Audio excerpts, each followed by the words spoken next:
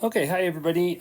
Just going to go over the review for the practice final, and just want to kind of look at this flow chart real quick here. Just a quick reminder, we're only going to have hypothesis tests and confidence intervals on your exam. So as we go through these problems here, I'm not going to spend much time on these questions that are not confidence intervals or hypothesis tests. So I may put answers in, but I'm not going to spend time really explaining them. Okay, and just real quickly, I wanted to kind of point out what sections all these formulas come from. So the first one to fuss over here is 6.3, the first confidence interval we did. Okay, and then in 6.4, we didn't do a confidence interval. 6.5, we had a Z confidence interval for means. And then 6.6 was means, where the population standard deviation was unknown right there. Okay, so notice I did not put anything down. Sorry, that was not 6.3. This was 6.6. I apologize. Okay, so 6.6 for that confidence interval. Where sigma is unknown. There is no sigma known on the final. That was 6.5, and I'm not putting it on the final. Okay, and then in chapter 7, the first hypothesis test was for a proportion. That was 7.2. Okay, and then we did hypothesis tests for means. We did sigma known in 7.3. I'm not going to test you on that. So in 7.4, we did sigma unknown with a t-test. Okay, that's the only mean from chapter 7. So I'm only going to do a 7.2 problem and a 7.4 problem in terms of chapter 7. And then we went to the two sample tests. So first for two proportions, this would be 8.2. Okay, and then with the two means, that's this one, 8.3. Okay, and then chapter 9 is the correlation and regression stuff, which we'll come upon, but it's not on this flow chart. Chapter 10, the test we're going to do is a 10.1 test. That's the chi-square test. And I'm not going to do a 10.2 test. Okay, so which was also chi-square, but just letting you know it's a 10.1 test. So that's what you can expect, and I probably won't even do all of these because that's still a lot of problems for one exam. So I'll be picking a subset of these, and I'm not gonna narrow down any more than what I've just done. Okay, and then as I mentioned, when you get to the chapter 9 stuff, right here, I believe it's at the end of this review. So somewhere. Yeah, so here's the chapter 9 stuff, and you can see I've got the formulas here. I won't have explanations on the final, but I will have the formulas as you see them here. So that'll be the chapter 9 material, and so here it's the last thing we'll do. Okay, so I'm just going to kind of pop through these questions real quick. If you read the problem here, it says retailers report the use of coupons is increasing. Scripps News Service reported from a random sample of 800 households, 616 use coupons. What's the variable? It's coupon use. It's a categorical variable because it's a yes-no.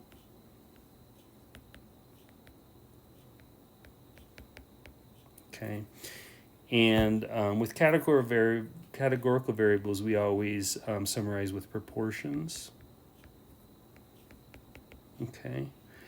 And the statistic that's most appropriate is the sample proportion as p hat. The formula for a sample proportion is x over n. And so you can see there was 616 people using coupons out of 800. Okay, and so just to let you know, that's 0.77, and it was 770. It was exactly 0.77 exactly. Okay, it says if we were to represent or use this to estimate a population parameter, what would it be? It would be the population proportion Okay, and let's make sure it's clear. This one up above was a sample proportion. Okay, p hat, population proportion is p. What would it be? Yes, we have the appropriate symbol here, and it says, is the statistic you computed equal to the parameter? Is the population proportion going to be the same as the sample proportion? The answer is no, and the reason, the answer is no, and the reason is just error. Okay, sampling error is the real term.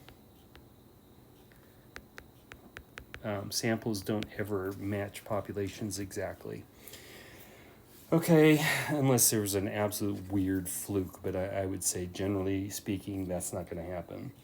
Okay, so then here are the steps for a confidence interval, but I think I'd rather just kind of look up here at the flow chart. We've already just decided that we're doing a proportion. There's only one sample of families here, and it's clearly supposed to be a confidence interval problem. So you can see the margin of error here, and the check, all you have to check for is at least 10 successes and failures. So I'm going to go through this real quickly here. So for the check, okay, so the successes was, if you count up here, it was 616 that were successes. And we said this has to be greater than or equal to 10. And the fails, that would be the sample size, which was 800 minus the successes. So 800 minus 616. And that works out to be 184, which is also greater than or equal to 10. I think we'll go straight to the margin for error here. So the margin for error is, the formula we have is z sub alpha over 2 times the square root of p hat q hat over n. All right, I know what p hat is. We computed that, but I don't know what q hat is. So we'll do that in a sec. Okay, so maybe up here I'll remind you, just up here, the p hat was 0.770. So I think I'll put that up here. P hat was 0.77. So q hat's the complement of p hat always. So I think that'd be 23%, 0.23. So the only things left is to figure out what our z alpha over 2 is. So if you go to table A2 with all the critical values, this is a z-score. So for degrees of freedom, you just go down to the large at the bottom. Those are z. So we don't need degrees of freedom for z-scores. The 96% confidence means our alpha is going to be 0.04. Okay. And it's 2 tails for a confidence interval. Okay, and when you just dial that up, you're going to see a 2.054 in the table. Okay, so your margin for error then will be the 2.054. Okay, square root p hat was 0.77 times q hat, that'll be 0.23. And then over your sample size, which was 800, I believe. Okay, and so when you run that, you're going to get 0.0306. Okay, and then for the confidence interval, you want to do the p hat plus or minus the margin of error. So p hat minus the margin for error is 0.77. Minus 0.0306. Actually, yeah, 0306 is 3 significant figures, so that's correct. I'm going to round this to 3 sigs. All sig figs also is 0.739. Okay, and then when you do p hat plus e, 0.77 plus 0.0306.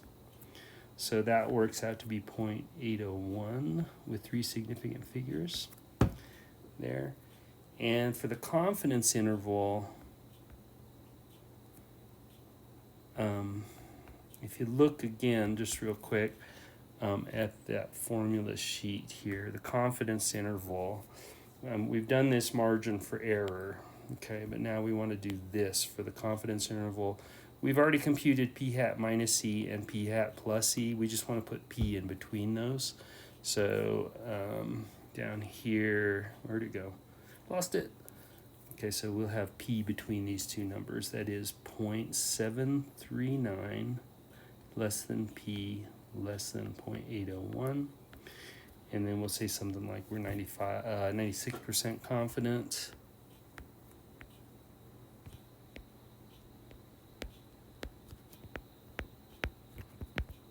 that I think it was between 73.9% and 80.1% of, I think it was U.S. families. It's households, I think is the word they use. Oops. I can't spell it. That's horrible. Okay, so use coupons weekly.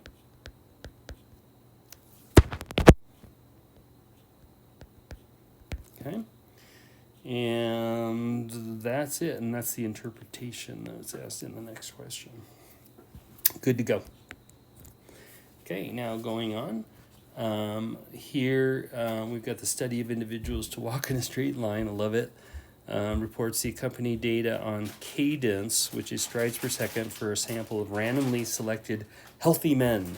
The histogram depicts these values. I would say the first thing we want to note out of this is why in the world would he provide a histogram if not to give evidence of normality?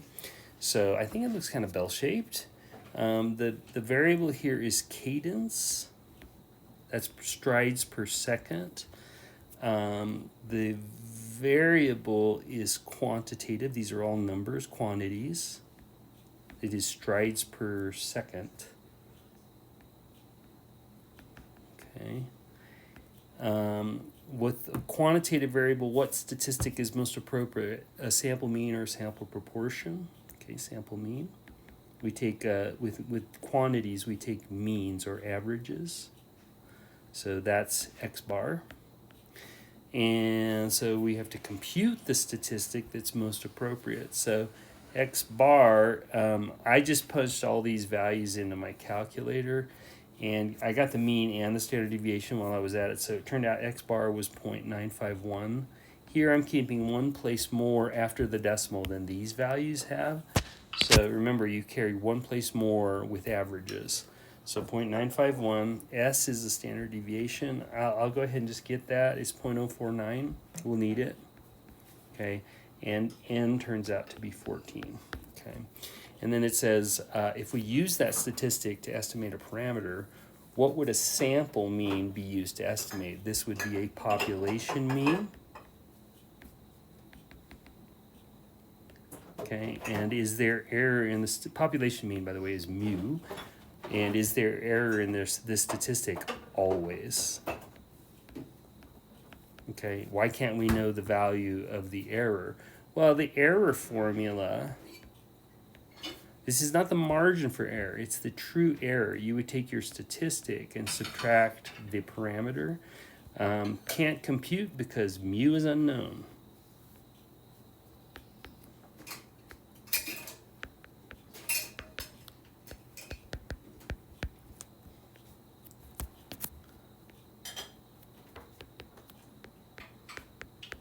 Okay. All right, so what do we compute in place of the true error? We do the margin for error.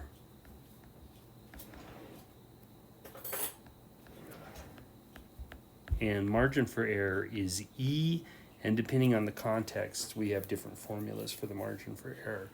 And of course, we're going to be doing a confidence interval for a population mean when sigma is unknown. Remember, we have a sample standard deviation here.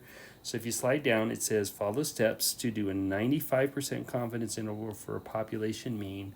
And once again, population standard deviation is not given. You have a sample standard deviation here.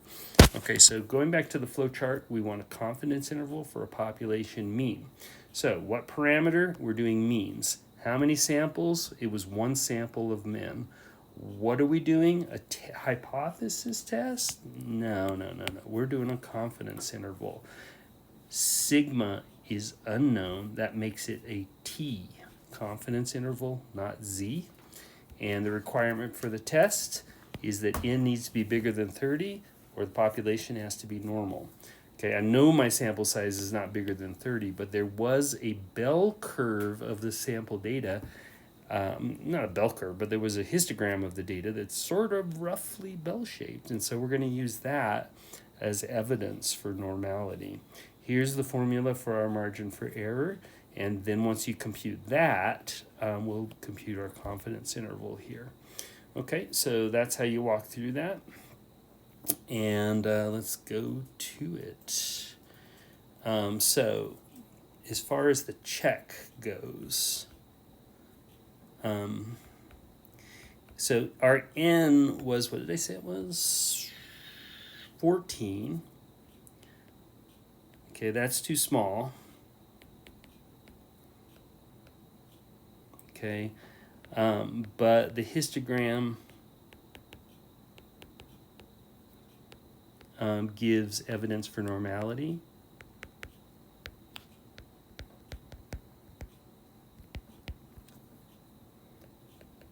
And so that's something. It's not perfect, but that we're going to go ahead and assume that we've satisfied that criterion. And then next, I guess we can just go straight to our margin for error. So the margin for error is, this one requires a t-score since we don't know the population standard deviation. It's t alpha over 2 times s over the square root of n here. Okay. And so our t-score, don't know what it is, but we're going to do, sample size is 14 here. So 13 degrees of freedom. The alpha is 5%, and remember it'll be 2 tails. 13 degrees of freedom, 0.05 on alpha, 2 tails. So let's jump to the table real quick. Not that one, this one. Okay, again, 0.05 alpha. What did I say, 13 degrees of freedom? Wait, I don't remember. N is 14. Yeah, I have a short memory. So 0.05 alpha, 13 degrees of freedom, and I think you can see it here, 2.160. Okay. Just checking everything. 2.160 is right. So I'll go ahead and put this in. 2.160 times S, which was what? 0.049 over the square root of n. N was 14. Okay, I'll give you a little graphic of table A2 again. This one requires degrees of freedom because it's a t statistic. N minus 1 is 13. Alpha is 0.05, 2 tail. Okay, and boom, we got 2.160. Okay, and then when you do the margin for error, that should be 0.028. And again, I'm keeping 3 figures because the data had 2 places after the decimal. With averages, we always carry 1 more digit than the data. Okay, so I got that. And then I can do the confidence intervals. So for my x bar plus or minus e, we'll do these separately. So x bar minus e, so x bar, again, I guess I got, no, I don't have that. X bar was 0.951. Woohoo! Not going to edit that out. Woohoo! Okay, so x bar minus e, 0.951 minus 0.028. So that works out to be 0.923. And x bar plus e, same numbers, plus 0.028. I've been sick, did you notice? 0.979. Okay, like that.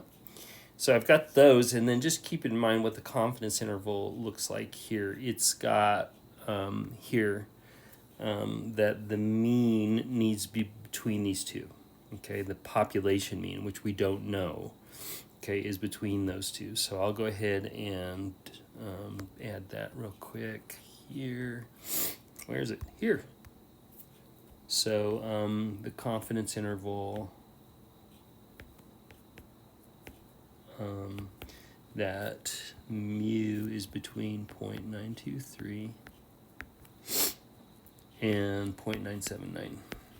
Okay, and we're 95% confident in that. They want the interpretation down here, so we are 95% confident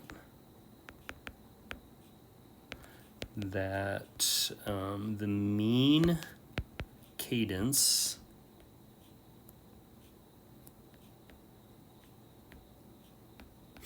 of healthy men, we don't want any weak men here, we want healthy, oh, except for I can't spell it, darn, healthy men is between, what did I say, 0.923 and 0.979 strides per second.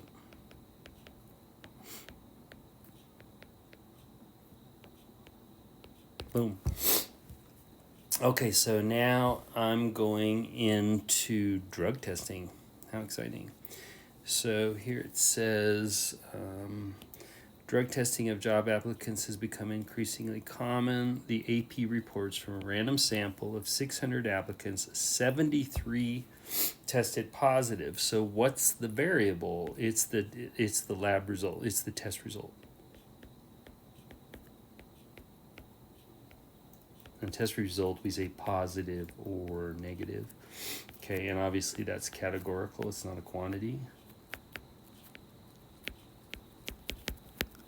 Okay, so with categorical data, we do proportions. Okay, or I should say proportion. Okay, and it says, should we do a proportion or a mean? Yeah, I mean, with categorical data, we work with proportions. Okay, that's all we need to keep in mind here. Okay, so does the context involve one population or two? It's just these job applicants from California, so it's just one population. Okay, so again, we're doing proportions. It's a hypothesis test, one population. So let's look at that spreadsheet. Sorry, flow chart. Okay, so proportions are up here. We said one sample, we said hypothesis test.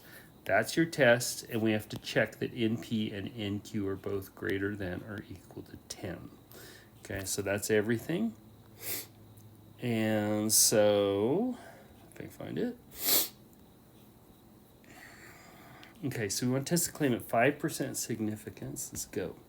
Alpha is 0.05.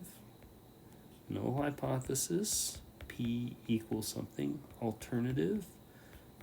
P is what? It says test the claim that more than 10%. Okay, P is greater than 0.10 of California applicants test positive in their drug screening. Geez. And so the null hypothesis is that P is equal to 10%. Okay, and honestly, it's funny because all it's asking for is the null hypothesis and alternative hypothesis. And now this is broken down with scaffolding, which I don't think I'll do on the final, just a heads up on that. So the criteria for normality, well, we again need to check n times p. Again, this is a little different. We're not counting successes and failures here. So for this hypothesis test, remember, NP and NQ both greater than or equal to 10. Just a little different from when we did the confidence interval. Okay, so down I go. All right, so NP, looking back, N was, it says 600 applicants up here. So we'll do 600 times P, which we're claiming up here is 10%. So 600 times 0.10, which is got to be 60. And of course, that's greater than or equal to 10. Maybe make a note, Q is 1 minus P. So this will be 1 minus 10%. It's the complement of 10%, which is 90%. Okay, so NQ is going to be 600 times 0.90, which would be 540. 6 times 9 is 54. Greater than or equal to 10. Okay, check. Check. Are the criteria satisfied? Yes. What's the test statistic? Well, this is a z-test statistic. And once again, I'll show it. Okay, so it's this one. I'll put my little TS on there just to make it look better. Okay, and so that's the statistic I'm about to compute. And let's go back. Okay, so formula said p hat minus p over square root pq over n. All right, it's a little tight. Going back, what was p hat? I don't know. Did I compute it? I don't think so. So p hat is going to have to be 73 out of 600. Okay, so if I run that, hang on.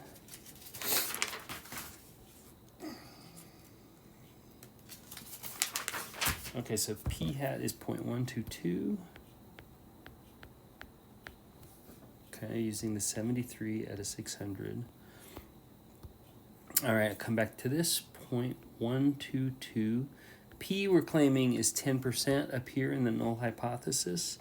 So we'll go minus 0.10. Okay, over square root. P is still 10%, that's 0.10. Times Q, which up here is supposed to be 90%, so 0.90. Okay, over our N, and again, that was 600. Okay, so that comes out to 1.796,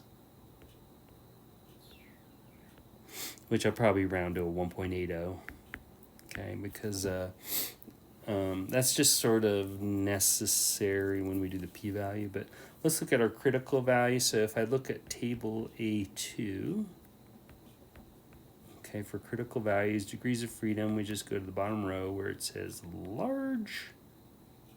Okay, our alpha, don't remember, up here, 0.05, and it's a one-tail test. Okay, like that. And what do we get? I have no idea. 0.05 one-tail, let's go to it. Okay, so one tail 0.05 is this column. So we just got to go way down to the bottom here.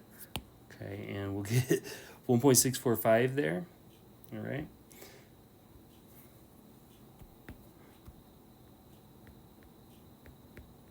Okay, so and maybe I'll even give you a bonus by providing a little picture.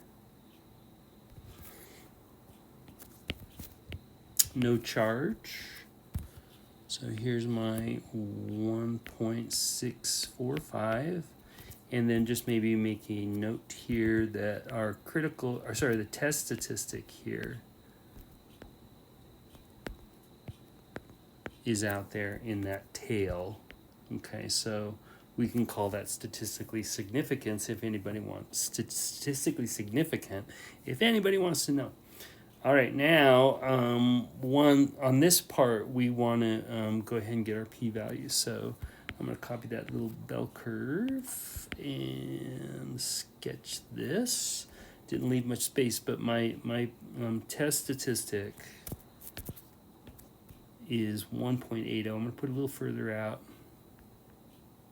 That's my z test statistic. Okay, and when we go to table A1, that's the table for z probabilities. Okay, and so we've used it a lot of times, but we haven't used it as much as we used to. Okay, down to 1.8 and 0.00. Okay, and so there, I don't know.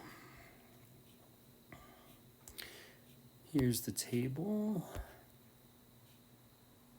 So you can see here 1.800 right there. Okay, so it's 0.9641.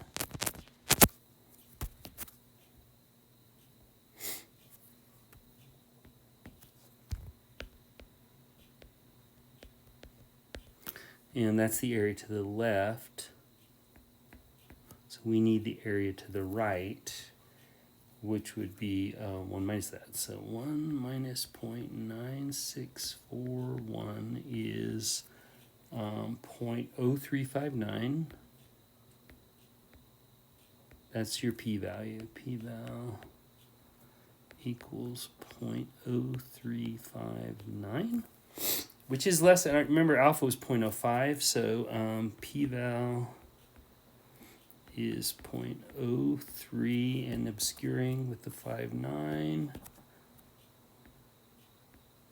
0.03 is definitely less than 0.05, which is alpha, and that is indicating a rejection of the null hypothesis. Can't spell it. Rejection of HO. Okay, we're going to support H1. And H1 was the one that said that the proportion is higher than 10%, 0.10. Okay, of people that California applicants have failed their drug test. Okay, so the data support the claim.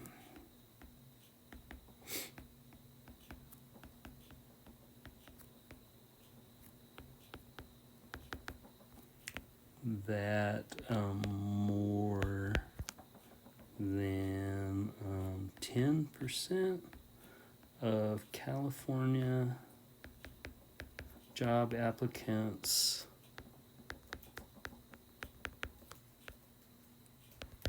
fail their drug test. This is a pretty old problem. I don't know. I don't know anything about this. There it is. I don't know where I got it from. It's just an old problem. It doesn't mean much. Okay, so that one's all done. And let's keep going on. So this one says next we want to do a hypothesis, test hypothesis using data on the cadence for the adult men, not the childish men. There's a lot of those. The adult men from question 2A through, what the heck is that? It's the adult men. Okay, so those are quantitative data, and we were just looking at the average, and that's what we did with the hypothesis test. It wasn't proportions. It was a mean from one collection of men, what their cadence levels were. Okay, so this would be just one mean. Ugh. All right, so let's just double check the formula sheet here. So again, it's a quantitative variable, and with quantitative variables we are doing averages, okay, or the mean. Okay, it was just one sample of men here, but this time we're going to do a hypothesis test on it. This is your t statistic. Okay, and the sample size needs to be bigger than 30 or the population is normal. And just to remind you, the population is going to have evidence for normality because of that histogram they provided us. So this is the statistic. I'll show you again the histogram. This is the sample here of healthy men. Okay, and we have this bell-shaped distribution that we're going to say gives evidence for normality.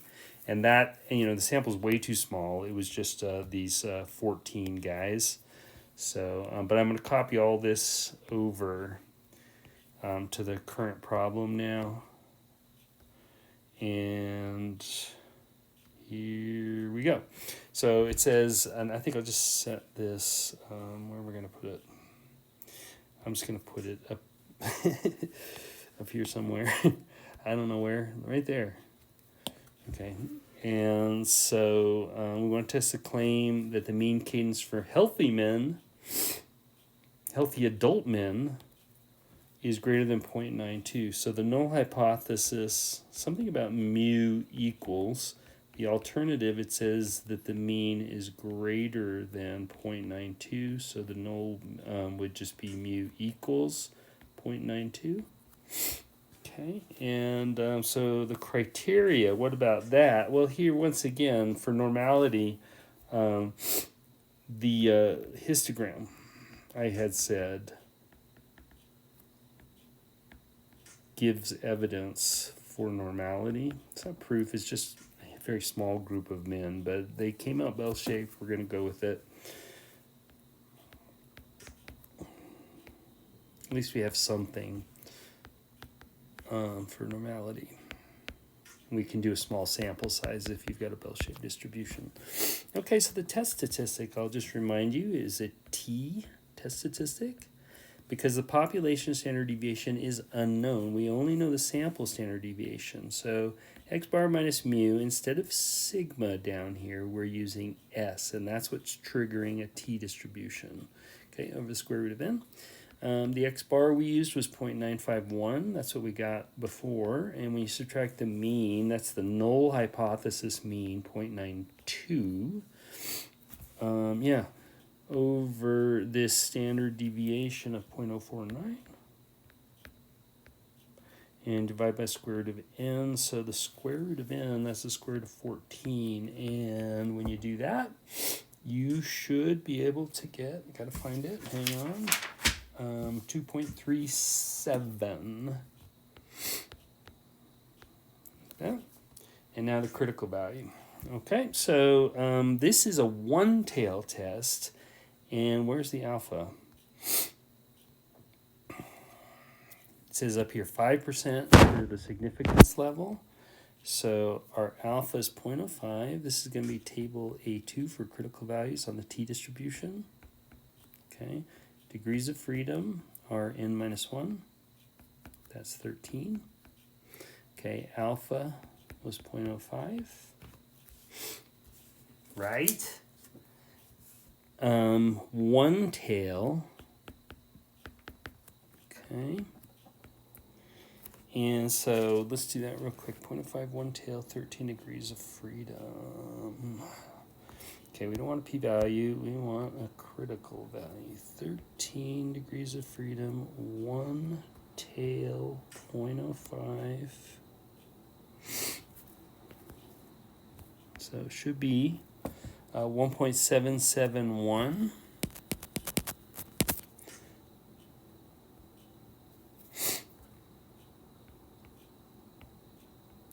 I'll go ahead and, oh, I didn't do that. I'm going to steal a bell curve from one of these other problems. I don't like drawing these so many times. It gets a little old. Here you go, just steal it. Okay, so this is just your critical value. So it's a t-distribution. Over here we have our 1.771. That's your t critical value. And then your t-test statistic was over to the right. It was 2.37, so that's going to be significant.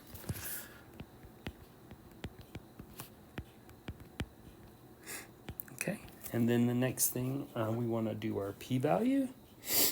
Okay, so once again, I'm going to paste a little bell curve down here. And for the p-value, we want to do the area to the right of 2.37. Okay, so this is a right tail test, right? Yeah. Okay, so this is our p-val. And this is a t-distribution problem. Sorry. Okay, so for t, we're going to have to do table A3 for the t-distribution probabilities and p-values. So degrees of freedom, yeah, what did I say? 13. Except for you go horizontally for degrees of freedom on that table. So n minus 1 is 13. The test statistic, we're going to go down to round this to 2.4. That's the 2.37. Okay, and so again, table A3, quite a tiny little fine printed table.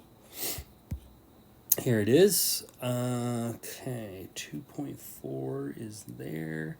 13 degrees of freedom. Okay, so it's 0.9840 there.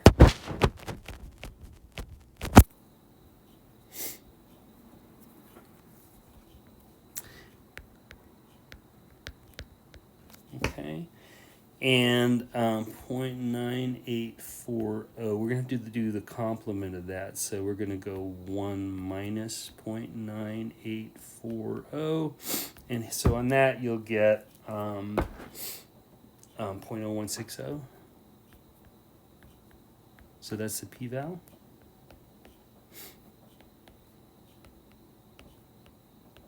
Okay, and then use the p-value to make a decision about the null and alternative hypothesis. Okay, p-val is 0.01, obscuring a little bit on the 6.0.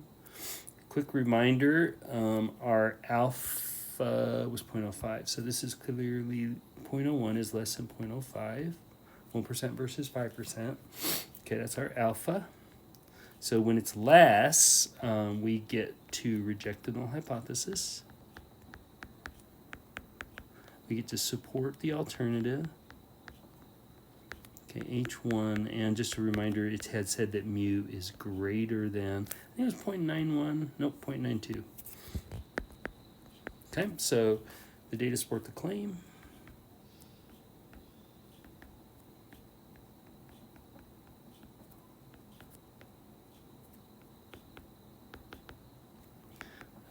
That the mean cadence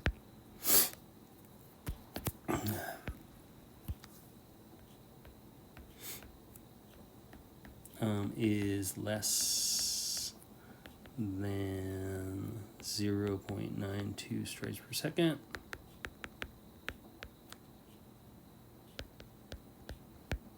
I better say for healthy men.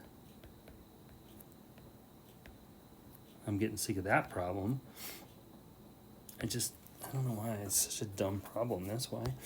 Okay, now, go on.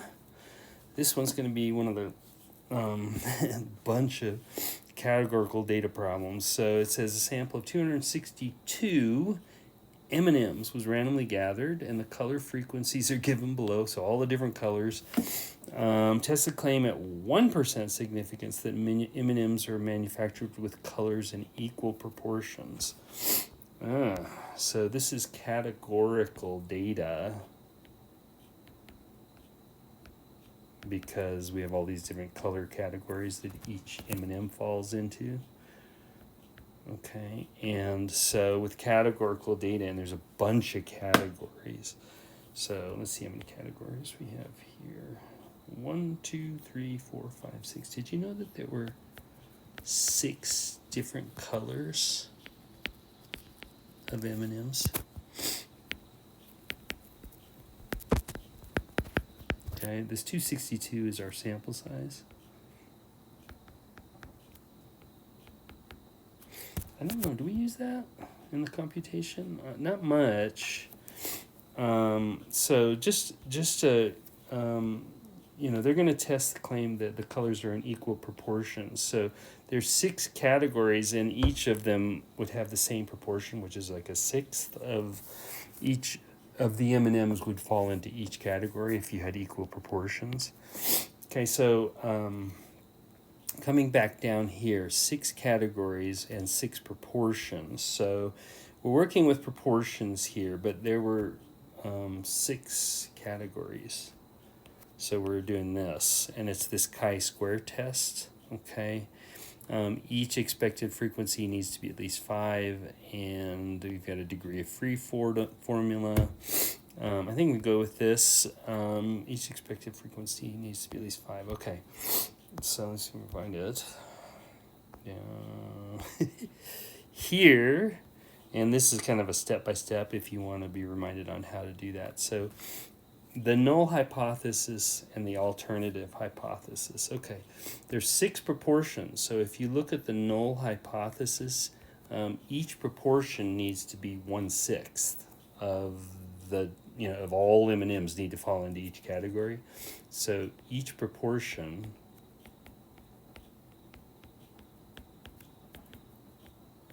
should be 1/6, and if you do that on your calculator, a 6, let's see, 1 divided by 6 is 0.167, roughly, a little rounded there.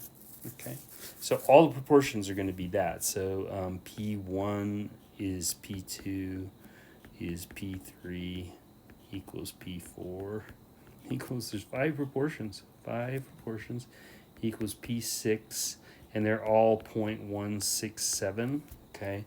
And then the alternative hypothesis is just at least one of these is wrong.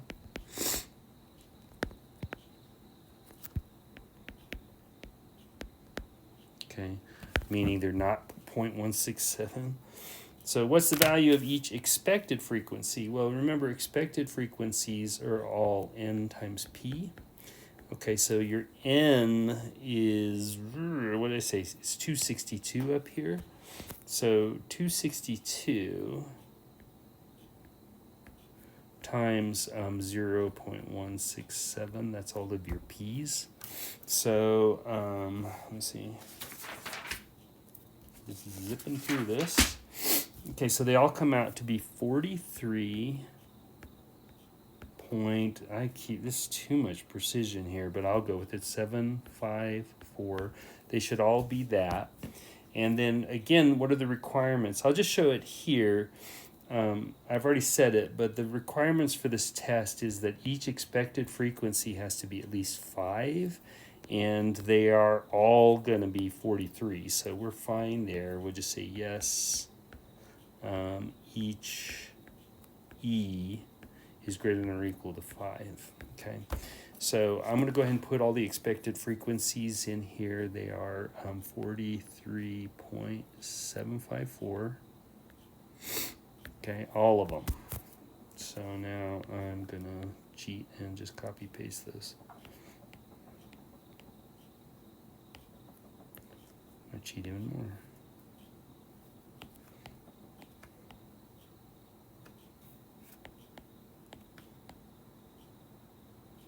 Okay, like that.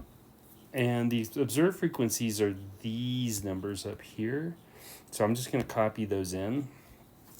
Okay, so 63, 34, 42, 52, 34, and 37.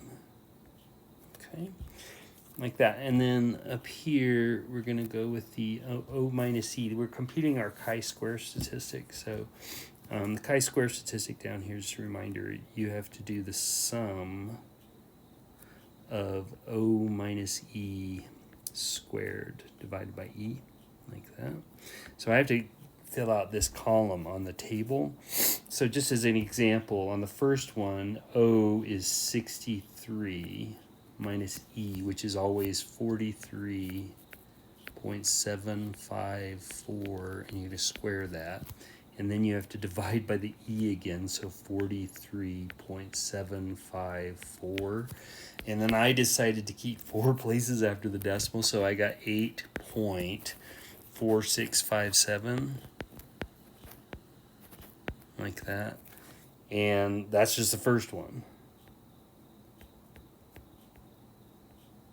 Okay, now just for the sake of writing it down, the next one obviously has a different observed frequency. So instead of 63, you got to change it to a 34, but the expected frequencies are the same.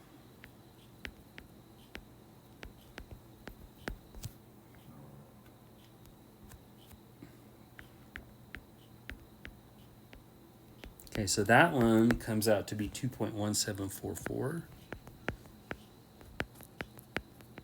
Okay. And I'm just going to put the rest of these in. So the next one's a 0.0703. Okay, the next one's 1.5541. Then 2.1744. Okay, then 1.0426. Okay, and they add up to 15.4815. Okay, and that is the sum of O minus E squared over E. Yes, it's 15.4815. You just copy that number down. Okay, so then if you go back again to the flow chart, or maybe here, you could see the degrees of freedom right here. K minus 1. K is the number of categories. And I think we said that there are 6 categories here. Okay, if you look, 6 colors. I think I wrote it down up here somewhere. Yeah, 6 categories. Degrees of freedom is K minus 1.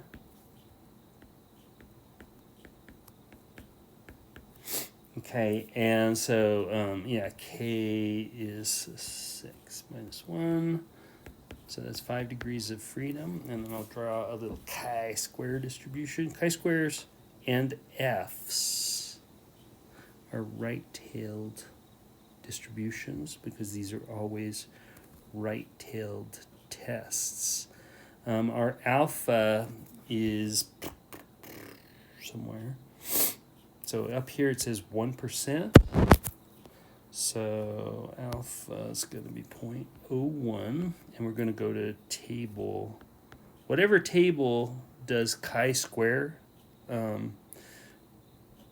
critical values. I'm gonna do the critical value here. So whatever critical value table has its chi-square critical value. So we jump over there. This table is for p-values for t-tests. This is critical values for t and normal. This is a normal distribution, so that's p-values for the normal distribution. Chi-square critical values. Okay, and alpha was 0.01. And there were 5 degrees of freedom.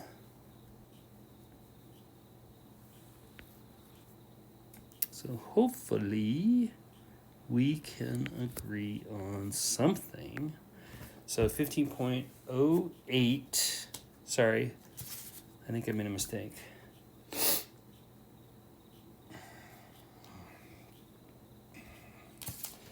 No, I didn't. It's 15.0863.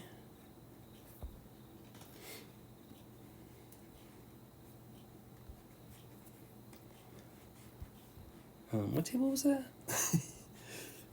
A4. Okay.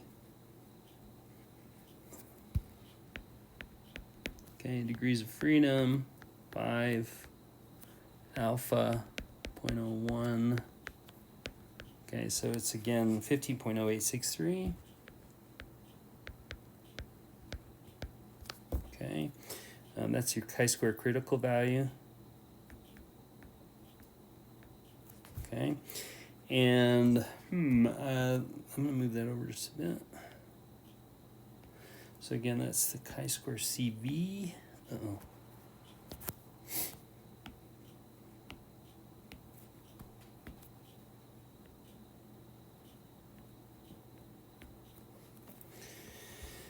Okay, so I'll just check that off. And then, you know, I'm going to give you the p-value on this one.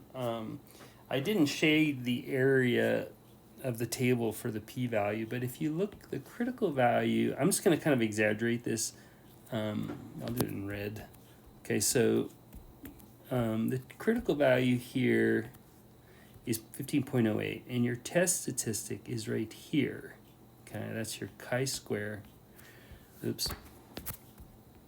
Test statistic, and it's 15.48. It's on the right. Okay, 1.5. Okay, and the area past that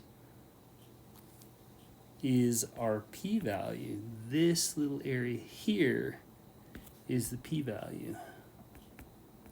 And I'm not going to bother looking it up right now. Can you see that that's less than alpha? Okay. Whenever the p-value is less than alpha, then you can reject the null hypothesis. All right, I already know that it's going to be less. I don't know what it is. But, you know, if you're desperate and you want to know a p-value, you need technology, and you're not going to have technology on the final. So on the final, I'm just going to give you the p-value. All right, and so if I jump back, I can do this in Desmos, and that's the best I can offer you. So I'll jump into Desmos real quick. Let's see what I got here. I'm looking at Macs today because I burned up my Mac, my laptop. Just fried the battery. It actually caught on fire. It was delightful.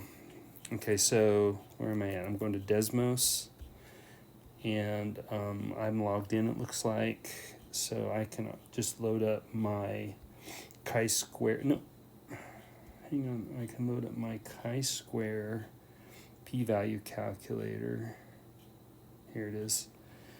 Okay, so, and then I just have to put in the degrees of freedom. Again, the degrees of freedom were 5, so let me just dial that in there. Okay, and then my chi-square value was, the test statistics, 15.4815, so I'm just going to kind of go up to 15 here. Oops. Close enough. Delete that. 15.4815 will be real precise. The p-value is down below here. It's 0.0085 is what I'm going to write. Okay, so I'll just make a note that the p-value, and I'll put it down here. The p-value is, what did I say? 0.008 something? Oh, blast. I don't know. And I lost the page, so 0.0085, right. Cool. 0085. Okay, and so with a p-val, I'm going to look at the first two digits, 0.00. Yeah, there's an 85. Okay, but the point is that it's less than 0.01, which is our alpha, and that means we're going to reject the null hypothesis and support H1. Okay. Okay, so then all we got to do now is just make a little bit of a conclusion. I gave very little space down here, but we're supporting the alternative hypothesis that just basically said that the proportions are not, the null hypothesis. Where is it? Here it is. So the null hypothesis is saying that all the proportions are equal, and the alternative just basically is refuting that they're not all equal. So we would support a claim that they're not all the same. Okay, so the data support the claim.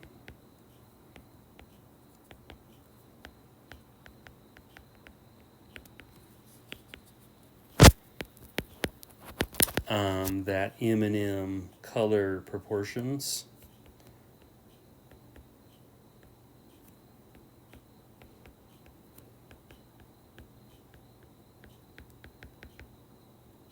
are not all equal. So you get different proportions for different colors. And I don't know what is true. Sometimes I research these before I write the problem. I honestly don't remember. Okay, so we'll just move right on. And then this one says researchers are interested in determining if there's a difference between the mean number of children per teacher in the towns of Cupertino and Santa Rosa, California.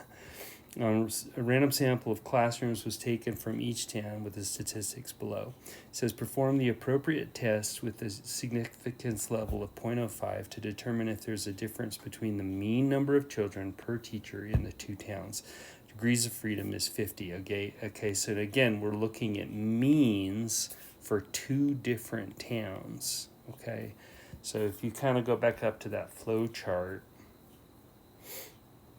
you got to think, okay, it's talking about means here. There were definitely two samples. So you got to be doing this hypothesis test. Again, notice the null hypothesis is right there. Okay, so, and this is your test statistic. And the requirements, population, or so sample size should be both bigger than 30 or the populations are normal. Okay, so everything's there. Let's just go ahead and do it. Right here. Okay, so here comes the hypothesis test. The null hypothesis, oops. Okay, so the null hypothesis says that mu1 equals mu2. And the alternative said, what? Test the claim, there's a difference. There's a difference. So we're just saying they're different. Okay, so mu1 is not mu2. Okay, the check, we just got to do our N1 and our N2. So they are up here, 31 and 61. That's bigger than 10. Sorry, bigger than 30.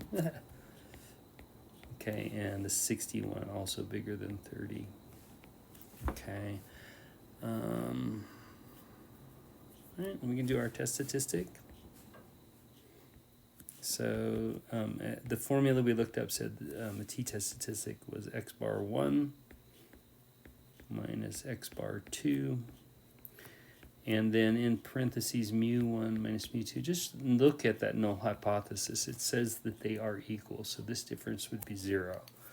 And then over square root of s1 square over n1 plus s2 square over n2.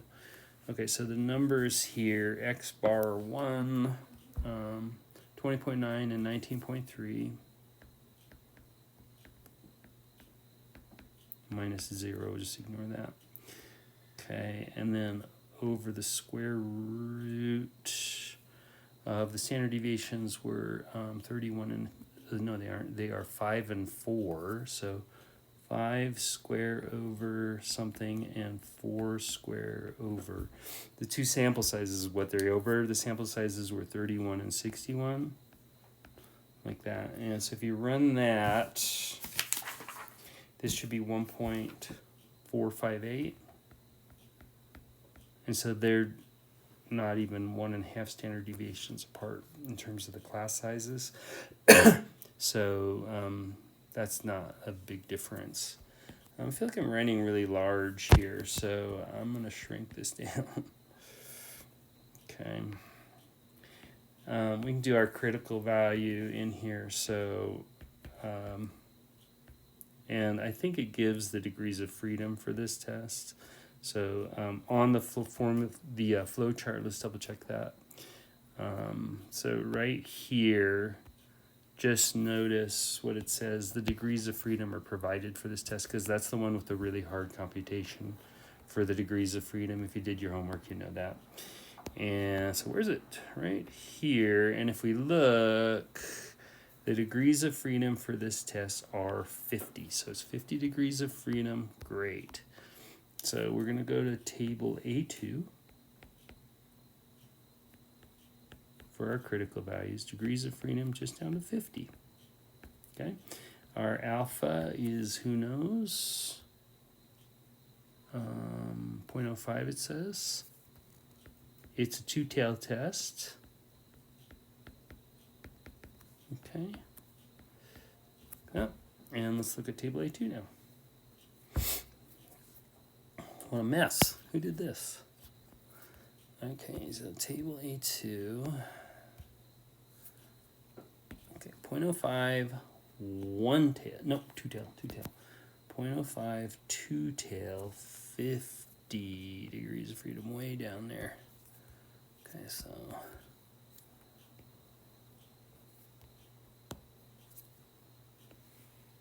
it looks like 2.009 there. Okay.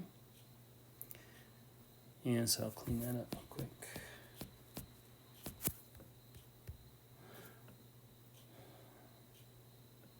Right, 2.009. But we know it's plus or minus. It's two-tailed test. And so negative 2.009. Now keep in mind our test statistic here, that one is not anywhere near being in a tail, so it's right here. That's our T test statistic.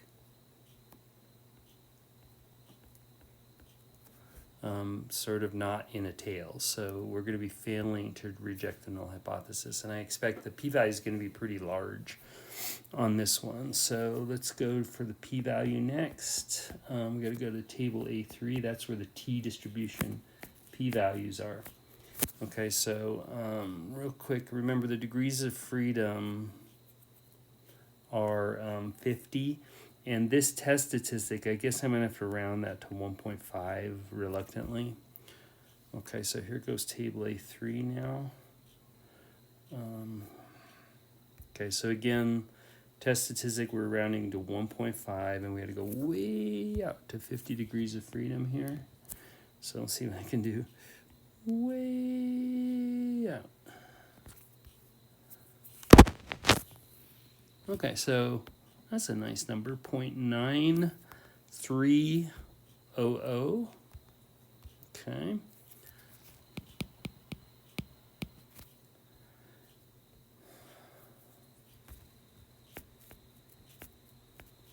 Again, under 50 degrees of freedom. What's happening?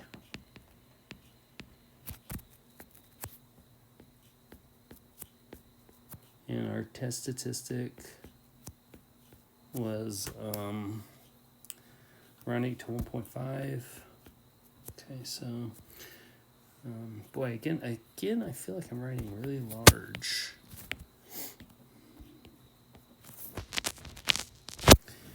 All right, so I'm going to draw this. I'm actually going to steal my part of my picture that I've got here. So, okay, so what this has is the test statistic is 1.450. And the area to the right of that is the complement of 0.9300. So this is going to be 0.07, I think, 00. Okay, and then we have to double that because it's a two-tailed test. So the p-val is 2 times 0.0700. So this will be 0.1400, and that's a really big p-value. So 14%.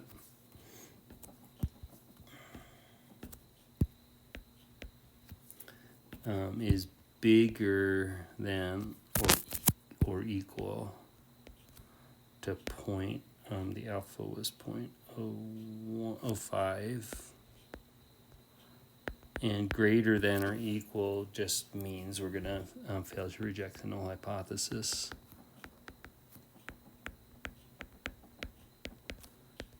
And don't support HA.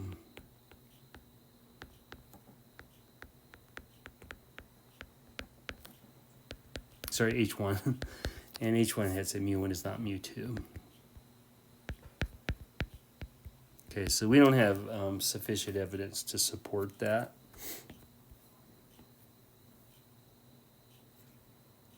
I don't think I can shrink that. Hang on.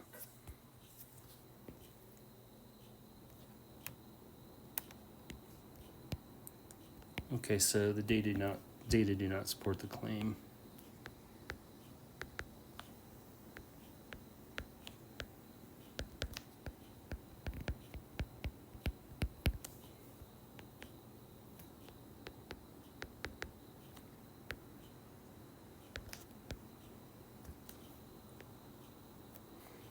the mean, this is students per teacher. So mean number of students per teacher.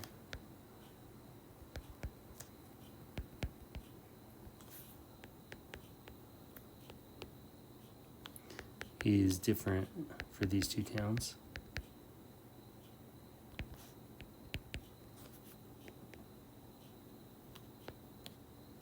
I'll say cities. Okay, something like that. Okay, so we can go on. And so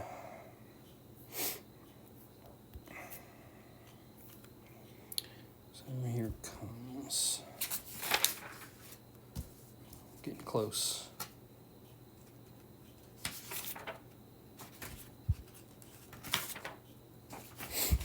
Okay, so it says the U.S. Census Bureau tracks trends in women ownership of business. A random sample of 100 Ohio businesses shows 34 that are women-owned.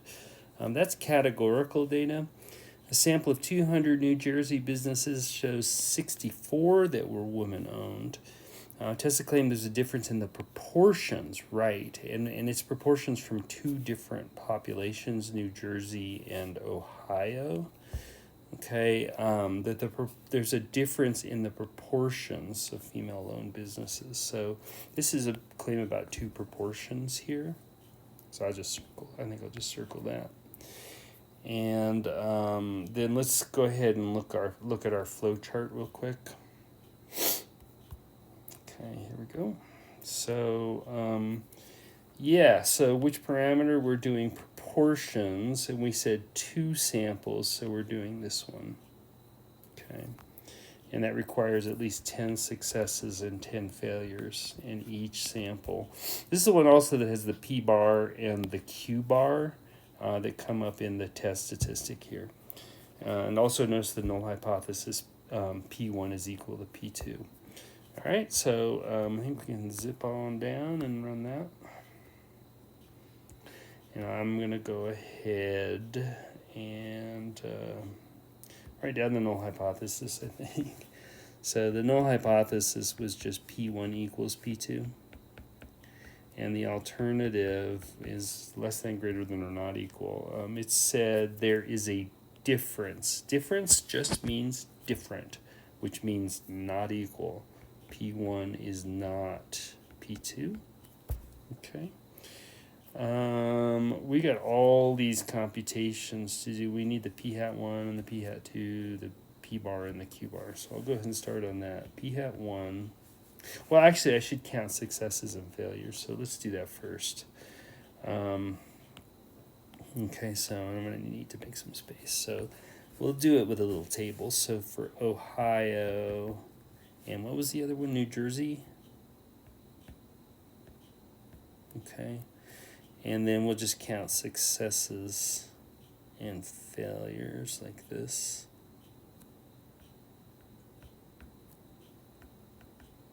Ooh, what in the world? Glitchy iPad, so fails. Okay, and so if you look at Ohio, you had 100 people and 34 were women owned, or 100 businesses, 34 were women owned. So 34 successes, 100 minus 34 is gonna be 66, I think. Okay, both of these are greater than or equal to 10. Okay, so we're good to go there. Okay, and then when we look at New Jersey, we had 200 businesses in New Jersey, and 64 were women-owned. So 64 successes, obviously greater than or equal to 10. 200 minus 64 would be 100, and I don't know, 133, I think.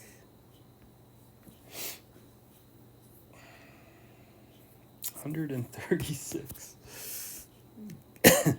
Which is greater than or equal to 10. So we're good on successes and failures. The requirements are satisfied. Now I'm going to go ahead and do my p hat 1. Okay, and my p hat 2. All right, so the first, just in Ohio, you can see that there were 34 successes out of 100 people. So 34 divided by 100, of course, is 0.34. And for New Jersey, you can see it's 64 out of 200.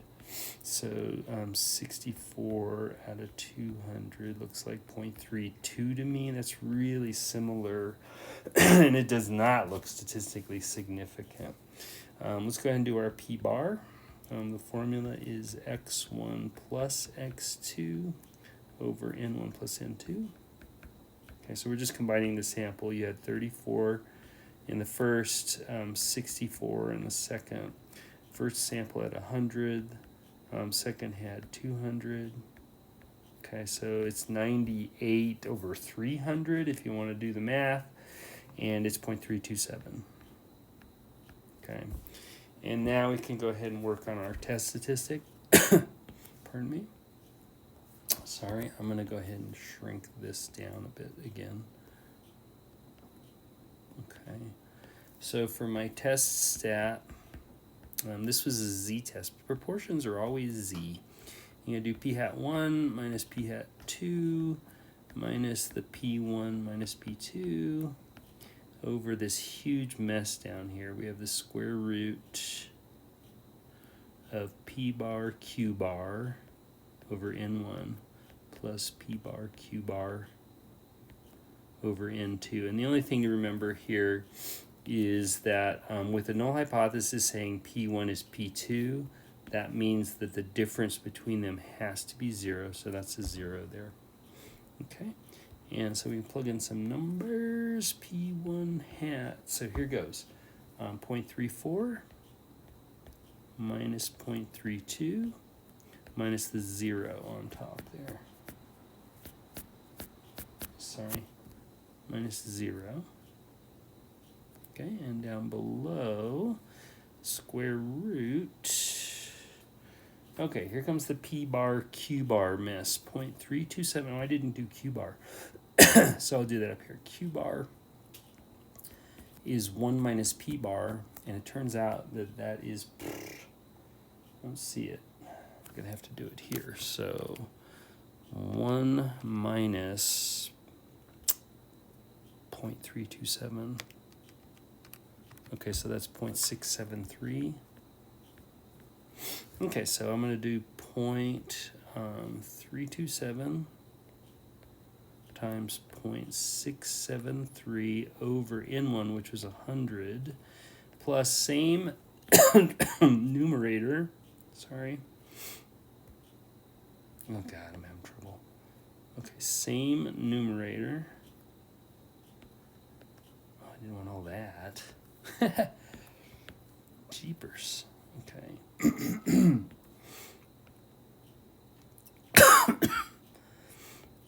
Okay, so I'm going to move this over because it doesn't look very good to me.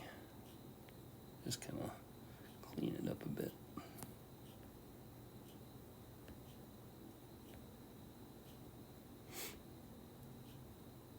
Okay, that's close enough. And this one's over 200.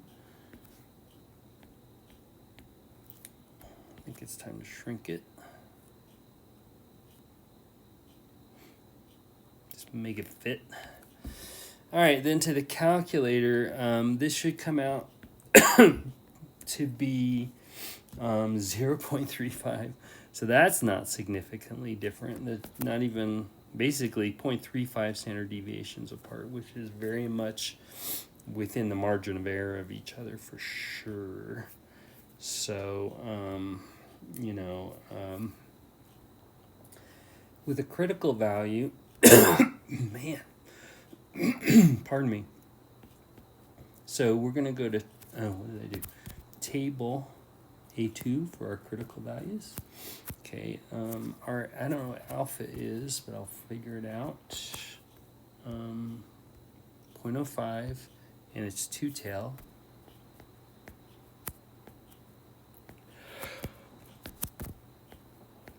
And for for the z distribution, there's no degrees of freedom. We just go to the bottom row. Large z-scores. It's the degrees of freedom that are large that eventually cause the t to evolve to the z. And so I think that should say 1.960. Yep, and let me go ahead and steal a bell curve from up here. I'm going to steal a bunch from this picture here. Okay. Put it down here. And then I'll just put in the 1.960 here. Negative 1.960. Positive 1.960. Z distribution. My test statistic isn't anywhere near it. So here's my test statistic. Actually quite close to 0. Like that. So once again, we're going to have a really big p-value on this one. So for the p-val, we're going to have to use table A1.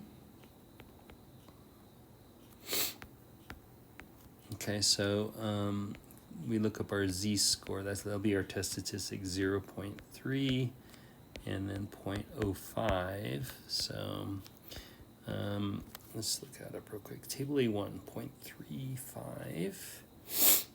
No, table A1.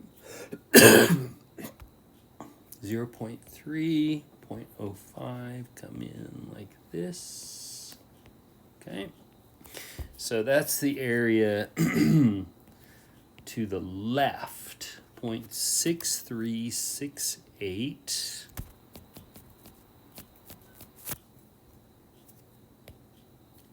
Okay, so 0.6368. I'm going to go ahead and do a little sketch of this.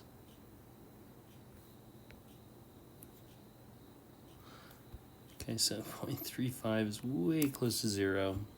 0.35. Over here is 0.6368. This is what we need, the area to the right of that. So 1 minus 0.6368.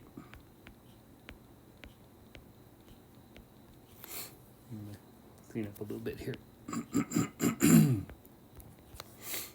Okay, so that's going to be 0.3632.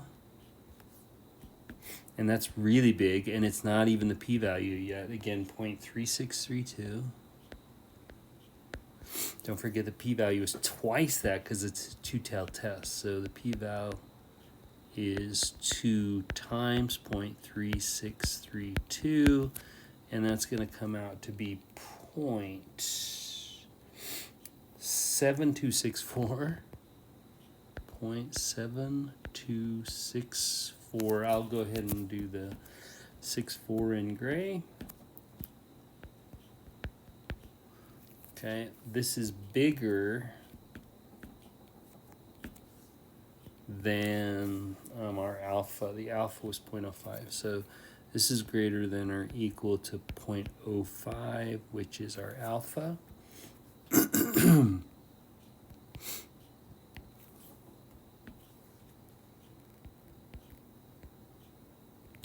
Okay. And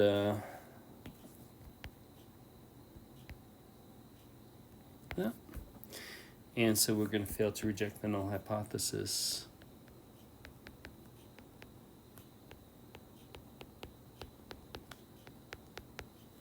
Don't support H1.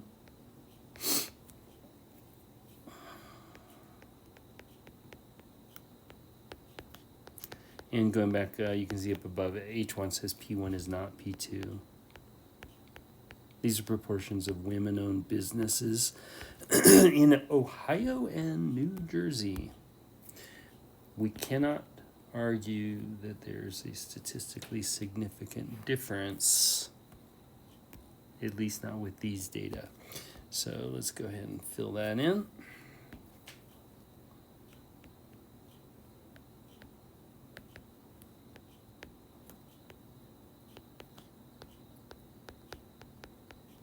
Data do not support the claim that the proportions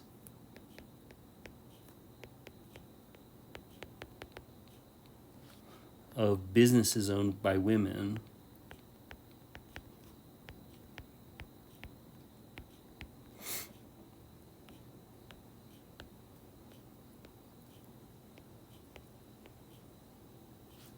are different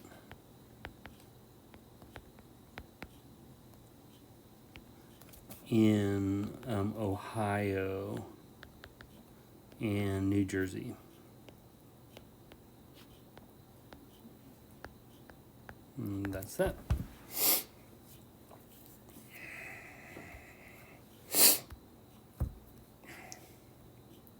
Got it.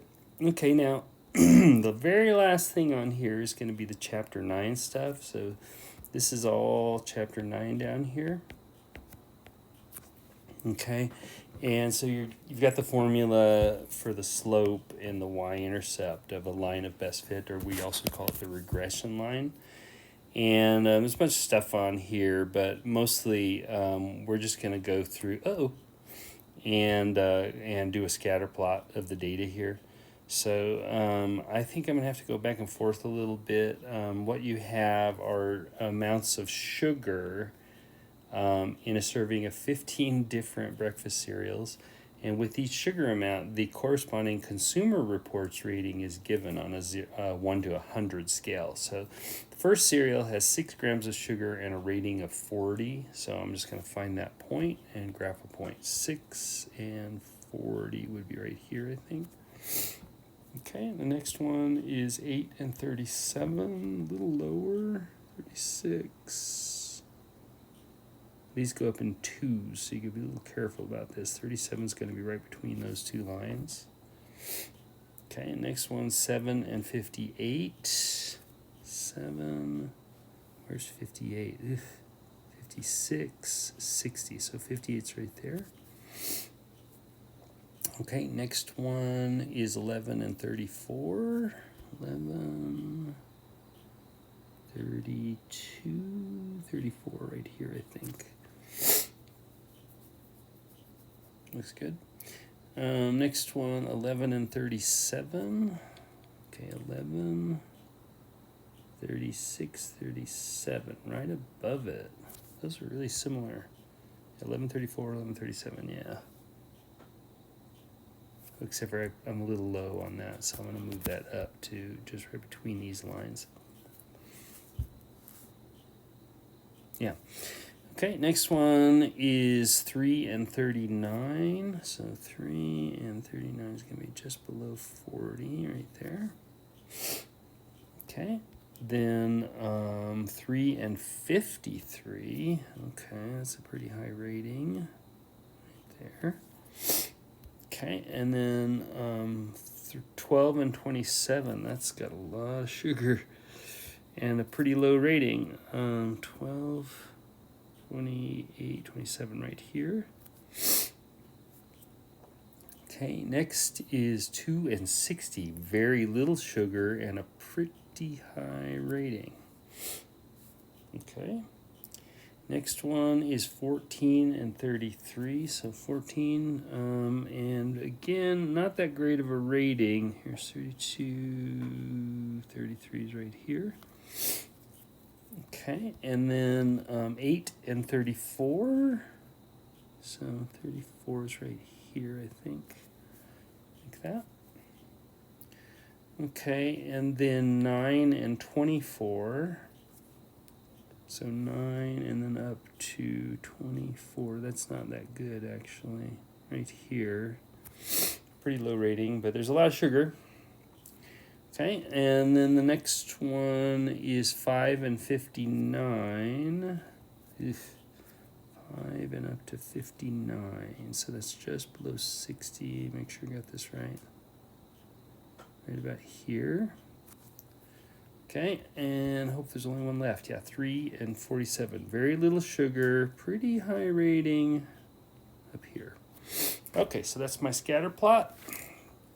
Now it says use a calculator to determine the values for x bar, y bar, sx, sy, and r. So basically, you're going to press the data menu, and you're going to, in L1, you're going to put the x values, and in L2, you're going to put the y values. Okay, then you're going to press clear. Okay, then you're going to do second data, and now you're going to pick two variable. Okay, and you hit enter, enter, enter. However many times you need to press enter. I think it's 1, 2, 3, maybe 3 or 4 times. Okay, and once you get all that, you can scroll through the list and you'll have all these numbers that you need. Okay, and just to let you know what they are, the x bar should be 7.6. Okay, the y bar should be 41.2. The standard deviation of x, 3.869. Standard deviation of y is 11.534. And if you scroll way, way, way down, you'll get r equals negative 0.698. Okay. And now it's asking for the slope. Oh, and by the way, it's asking for describe the visual appearance in terms of form, strength, and direction. So the form is just whether it's a downhill, uphill line. So this is a line with negative slope. Let's say linear with negative slope. So because it goes down. So that's negative relationship. Actually, I'm going to take the word out and just say negative relationship because it goes downhill. Okay, and that just means as you add sugar, it seems like the rating is going down. It's getting worse and worse. Okay, that's the form and the direction. As far as the strength goes, that's going to depend on R. So if you see the R value, it's about negative 0.7. So what does that mean? I think my best bet on this is to go back and show you the notes from 9.1. So one of the things we had toward the end of 9.1 was this table. And I said our R value is about negative 0.7. It's in here. And so that's a moderate negative relationship. Okay. So we're going to call this a moderate relationship. It's not strong. Okay. Moderate. Okay. And that's all I'll need from that. And now we need the slope of the regression line. So again, the slope formula will be provided. Here it's this one. And you can see the formula for the y-intercept as well. So let's just do that real quick. The slope is r times sy over sx. So you see the r value, negative 0.698. Times sy, which is 11.534, over sx, which is 3.869. Okay, and so if you run that, you'll get negative 2.08. Okay, and then it says use the values in the formula above to compute the y-intercept. So the y-intercept is, the formula is you use y bar minus the slope times x bar. Okay, so the y bar value is the 41.2. Slope is a negative 2.08. Now, so there's a double negative there. Be real careful. You'll be adding on that. Okay, and then the 2.08 is times x bar, which was 7.6. So before you compute that, just note this is the same as 41.2 plus 2.08 times 7.6. I think that's probably how you have to key that in. so that the calculator does it right. And it should be 57.01. So that's the y-intercept. I'll go ahead and graph that y-intercept. So 50, I'll do it in red with a little x. So 56 is here. This is 58. And between 56 and 58 is 57. Obviously, 57.01 is going to be roughly in here. That's going to be my y-intercept. Okay. I'll just leave that alone for a minute. It does ask for the equation of the regression line. So it's the equation of the regression line is y hat equals the y-intercept plus the slope times x. I think that's on the formulas here. I don't see, oh yeah, it's right here. And I always provide this. Okay, so that's your formula for the line of best fit. So you can rewrite this using the values here. Y hat equals, so the y-intercept was 57.01 plus the slope. Now that's a positive, a plus with the slope, but you're adding a negative number, so that's the same as subtracting negative 2.08 times x, and leave x a variable. Okay. Now it does say to graph the line. Okay, so when you graph the line of best fit, it's easiest just to graph this mean point, x bar, y bar, because that's always on the graph. So 7.6 for x, well, that'll be about 7.5, right about here, I guess. Okay, I just highlighted it right there. And then the y bar value is 41.2, so 42 is right here. 41 is right in between there, so 41.2 roughly in there. I'm just going to kind of draw some lines that I'll erase in a second. So I'm just trying to kind of spot where that point is. It's going to be roughly where those cross, like that. Again, it's 7.6 for x bar, 41.2 for y bar. That's the second point on the line. We're using first the y-intercept, okay, and then the mean point using x bar and y bar here. Okay, and with those two, it's enough to just use your, whatever your favorite straight edge is here to draw your line of best fit. Okay, and so that one's all ready to go. And now they're asking us to make a prediction. This cereal has 4 grams of sugar. So I'm going to use that fact to compute what we guess is the rating, our prediction for the rating. So the formula is 57.01 minus 2.08 times x. But x, you see, is 4. So we'll say times 4. And if you run that on your calculator, it's 48.69. Okay. Now, the value of r squared. R squared has meaning. So r squared is taking our r value was negative 0.698.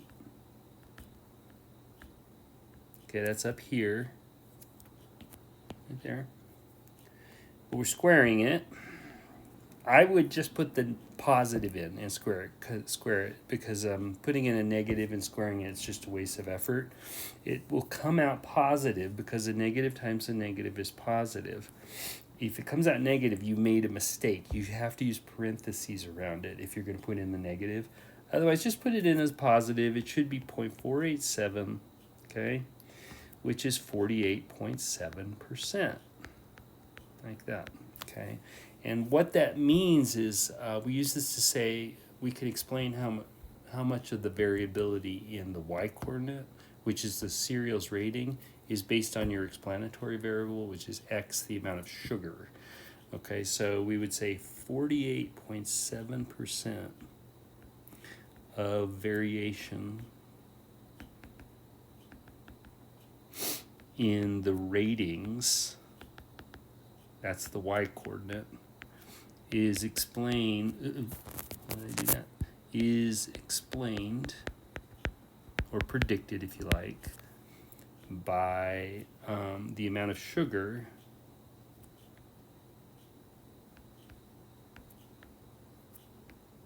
that's X using a line of best fit.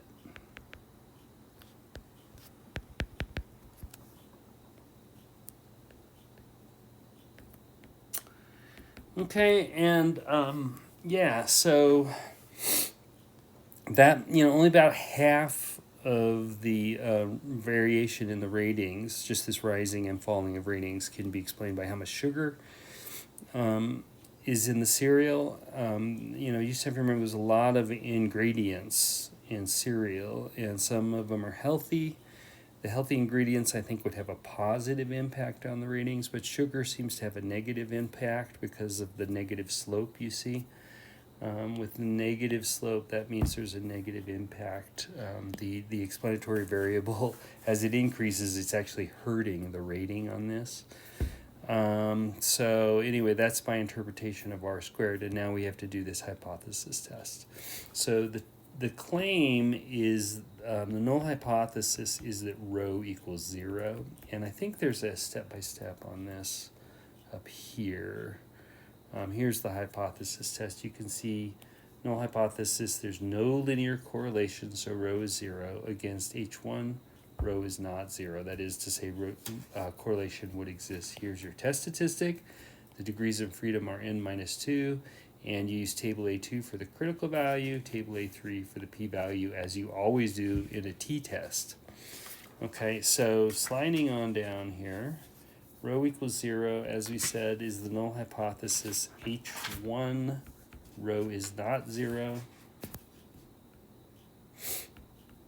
Okay, and that means correlation exists. We're not saying how much. Let's just say some. Correlation exists. And so the test statistic is a t statistic. So that's r over square root of 1 minus r squared over n minus 2. Okay, and then you got to go back to our R value. It was, if you go back up here, it was negative 0.698. Okay, so we'll put in the negative 0.698 over the square root of 1 minus. Now again, I wouldn't put the negative down in this pair of parentheses, because it's just going to cancel, because the negative times the negative is positive. I would just do 1 minus 0.698 squared, okay? And forget the parentheses, but if you're going to put, and I'm talking about this minus sign right here. If you're going to insist on putting that minus sign in, then you have to put parentheses around it so that it squares the negative. Otherwise, it won't, and you'll get a crazy answer. It'll just be wrong. That only happens with the negative correlations, or the negative relationships, when R is negative. Okay, and it's over n minus 2. So n minus 2. What was n? I think there were 15 sugars here.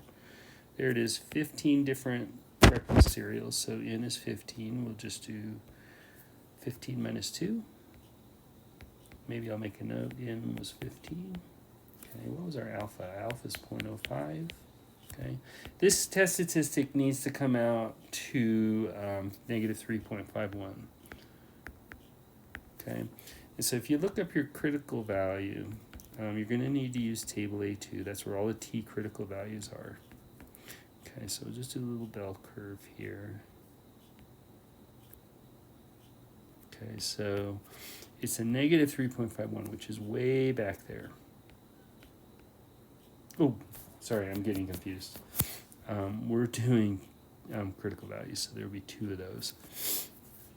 Okay, so yeah, alpha is 0.05. It's going to be 13 degrees of freedom. Remember, degrees of freedom just for this is n minus 2. So this will be 13 degrees of freedom. And let's pop over to, we're going to do table A2 right here. Right, 0.05 to till here. 13 degrees of freedom there. And so you should see that 2.160 is our critical value. Plus or minus.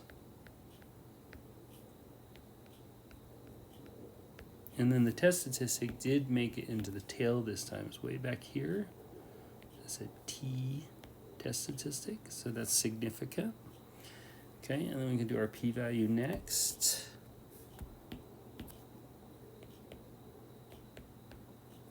Okay, so that's going to be table A3. Okay, so we have to look up the negative 3.51 this time. Or test statistic, we'll just look up negative 3.5.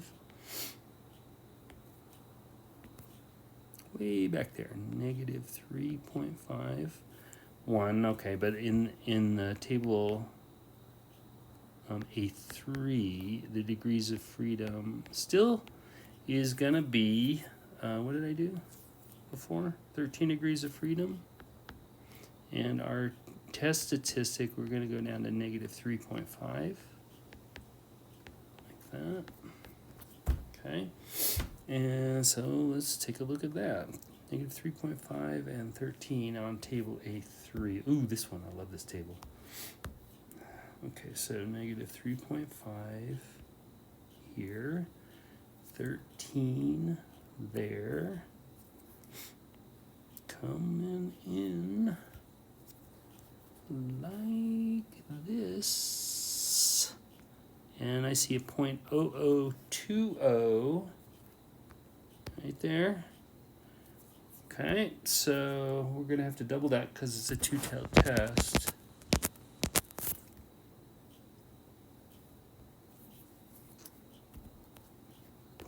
.0020, that's the left tail, which is what we want.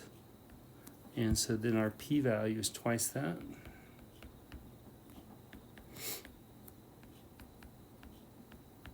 This is 0.0040.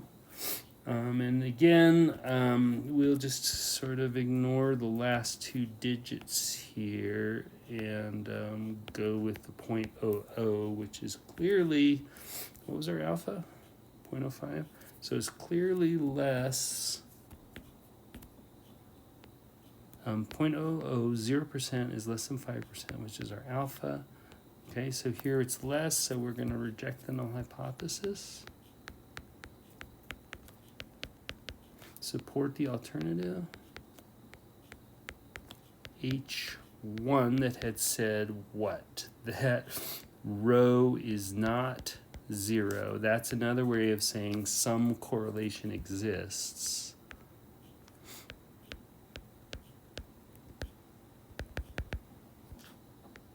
Don't know how much, but it's not 0 anyway, so we've got some evidence for that. And so the data support the claim.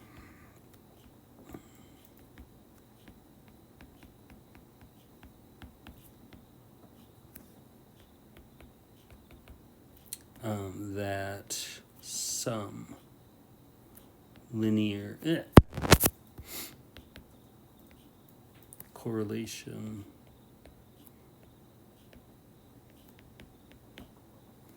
exists between, what was it, sugar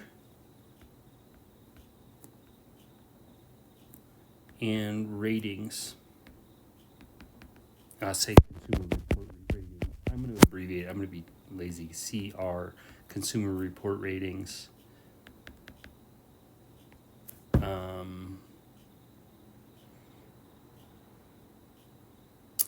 In breakfast cereals.